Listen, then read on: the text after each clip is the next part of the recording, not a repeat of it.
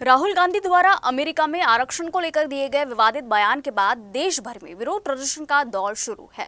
नागपुर जिले के कामठी में भाजपा द्वारा राहुल गांधी के बयान पर निषेध जताते हुए जोरदार आंदोलन किया गया। इस दौरान भाजपा ने आरोप लगाया कि कांग्रेस और राहुल गांधी पर योजनाबद्ध तरीके से आरक्षण खत्म करने का प्रयास कर रहे हैं। परम पूज्य डॉक्टर बाबा साहेब आंबेडकरांच्या नहीं सहेंगे, नहीं सहेंगे, नहीं सहेंगे। मुर्दाबाद, मुर्दाबाद, राहुल गांधी मुर्दाबाद, मुर्दाबाद, मुर्दाबाद, राहुल गांधी मुर्दाबाद। परम पूज्य डॉक्टर बाबा साहेब आंबेडकरांच्या मुर्दाबाद, मुर्दाबाद, राहुल गांधी मुर्दाबाद, मुर्दाबाद। संविधान का ये पद नहीं सहेंगे, नहीं सहेंगे। राहुल गांधी पार्टीच्या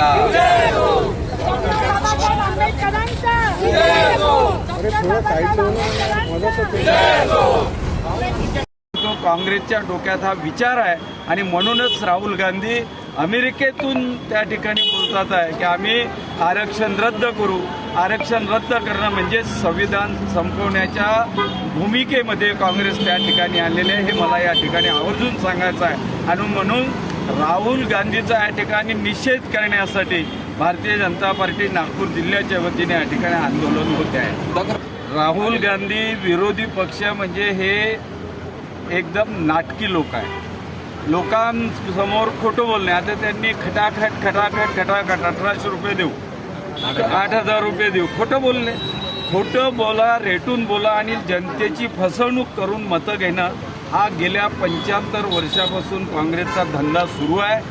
आजही याही वेळेस जनता त्यांच्या या खोटं बोलण्याला फसलेली आहे, पण त्यांच्या डोक्यात नेमकं काय आहे हे आज राहुल गांधीच्या या वक्तव्यावरून लक्षात आलेलं आहे। आणि काँग्रेसच संविधान संपवणार आहे हे राहुल गांधीच्या वक्तव्याचा खरा अर्थ आहे। हा राहुल गांधीचा चेहरा, हा पप्पूचा चेहरा, हा चेहऱ्यानं आज संपूर्ण भारत देशाचा अपमान केला असं म्हणायला काही हरकत नाही।